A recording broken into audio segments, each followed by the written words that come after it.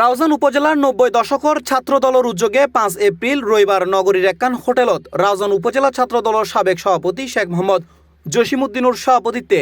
ঈদ পুনর্মিলনী উপলক্ষে আলোচনা সভা অনুষ্ঠিত।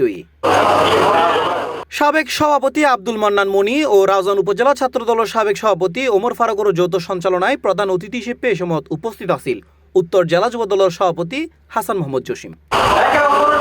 এ সময় বিশেষ অতিথি হিসেবে আরও উপস্থিত আছেন উত্তর জেলা যুব দলের সাবেক সহ সভাপতি মোহাম্মদ নাসির উদ্দিন, উত্তর জেলা যুব দলের সহ সভাপতি সাবের সুলতান কাজল, রাউজান কলেজ ছাত্র দলের সাবেক সভাপতি শওকত ওসমান রানা, নোয়াপাড়া ডিগ্রি কলেজ ছাত্র দলের সাবেক প্রতিষ্ঠাতা সভাপতি আজিজুল হক, গহিরা কলেজ ছাত্র দলের সাবেক সভাপতি কে এম এমাতুদ্দিন, সাবেক ছাত্রনেতা আব্দুর রহিম,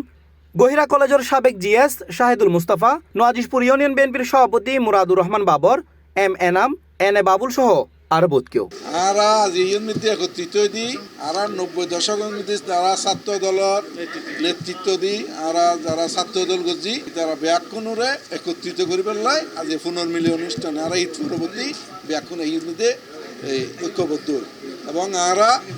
আগামী নীতি আর ব্যাকুণ আরো সংগঠিত হয় আর সাংগঠনিক কাঠামো এবং এর মাধ্যমে আর রাউজানের মধ্যে বিভিন্ন মানবিক সামাজিক এবং জনগণের পাশে থাকবে আর হাসবে। ছাত্র দলের নেতৃবৃন্দ আর একত্রিত হই 90 দশক ছাত্র দলের নেতৃবৃন্দ যারা কলেজ পর্যায়ে থানা পর্যায়ে জেলা পর্যায়ে নেতৃত্ব দিয়েছে তাদেরকে সংগঠিত করার চেষ্টা করতেছি। ছাত্র দল জন্ম হয়েছে অন্যায় অপকর্মের বিরুদ্ধে প্রতিবাদ করতে গিয়ে, সেই লক্ষ্যে উদ্দেশ্য নিয়ে আমরা আগামী দিনে কাজ করব। আর এই 90 ছাত্র দল সাবেক নেতৃবৃন্দ যে এখন আত্মপ্রকাশ হয়েছে আর পরিকল্পনা সুষ্ঠু রাজনীতি তারা ফিরে আনিবার লাই আর বৈষম্য যে আছে বৈষম্য দূর করি সুন্দর আর ভালো যারা আছে তাদেরকে নিয়ে আর সংগঠন নিব। 90 দশকের ছাত্র দলের নেতৃবৃন্দ যে জোয়ার যে আনন্দ যে একত্রতা থেকে আনন্দিত রোজনকে আরো সুন্দরভাবে সুশ্রীভাবে সন্ত্রাস মুক্ত এবং মাদক মুক্ত পরিবেশ সৃষ্টি করিবার লাই তার ঐক্যবদ্ধতা ইনশাআল্লাহ। C plus TV Chittagong.